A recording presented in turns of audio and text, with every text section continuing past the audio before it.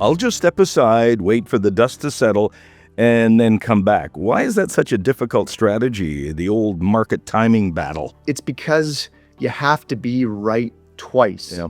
You have to know when to get out, and you have to know when to get back in. And so maybe I'm quoting too much Russell investment research, but I think they made some really good points on this as well. The point that they really looked at is to beat a buy and hold return over the long run. So just to buy and hold it out, play the long-term investing game.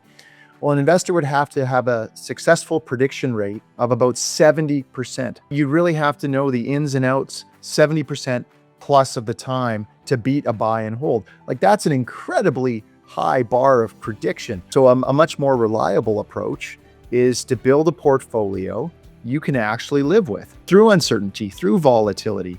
Recessionary research from Morningstar, what they looked at is high quality bonds.